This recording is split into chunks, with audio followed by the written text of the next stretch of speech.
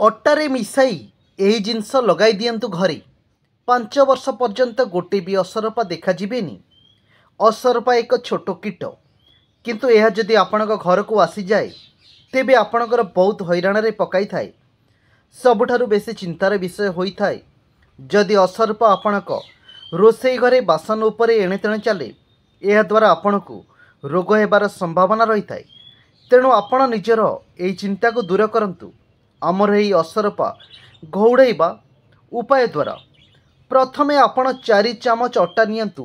ଆପଣ ଚାହିଁଲେ ଏହା ବଦଳରେ ମଇଦା ମଧ୍ୟ ବ୍ୟବହାର କରିପାରିବେ। ଦ୍ୱିତୀୟ ସାମଗ୍ରୀ ଭାବରେ ଏଥିରେ 2 ଚାମଚ ଚିନି ମିଶାନ୍ତୁ। ଅସରପାମାନଙ୍କୁ ମିଠା ଖାଦ୍ୟ ବହୁତ ଅଧିକ ପସନ୍ଦ, ତେଣୁ ଏହା ସେମାନଙ୍କୁ ଆକର୍ଷିତ କରିବ ଏହି ଉପାୟ ପାଖକୁ ଆଣିବା ପାଇଁ।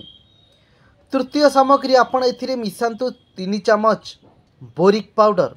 ଏହି ସମସ୍ତ ଜିନିଷକୁ ଭଲ ଭାବରେ ମିଶାଇ ଦିଅନ୍ତୁ।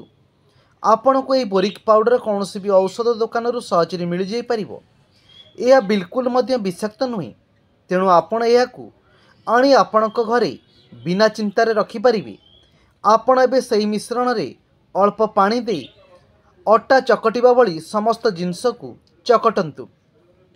ଧ୍ୟାନ ରଖିବେ ବେଶୀ ପାଣି ଦେବା ଉଚିତ ନୁହେଁ। ଅଟା ଚକଟିବା ଭଳି ଆପଣ ଏହାକୁ ଚକଟି ଦିଅନ୍ତୁ। ଆପଣ ଚକଟା ଯାଇଥିବା ଏହି ଉପାୟର ଛୋଟ ଛୋଟ ଗୁଲି କରିଦିଅନ୍ତୁ।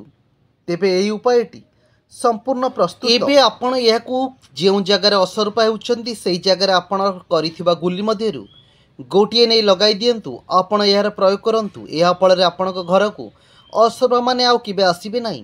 ଆପଣ ହାତରେ କିଛି ତେଜପତ୍ର ନେଇ ତାହାକୁ ଚୁରି ଦିଅନ୍ତୁ ଏବଂ ଏହାକୁ ଆପଣ ଘରେ ଅସରପା ହେଉଥିବା ସ୍ଥାନରେ ରଖିଦିଅନ୍ତୁ। ତେଜପତ୍ରର ଗନ୍ଧ ଅସରପାମାନଙ୍କୁ ଆପଣଙ୍କ ଘରୁ ଘଉଡ଼ାଇବାରେ ସାହାଯ୍ୟ କରିଥାଏ। ଏହା ବହୁତ ଲାଭକାରୀ ସାବ୍ୟସ୍ତ ହୋଇଥାଏ।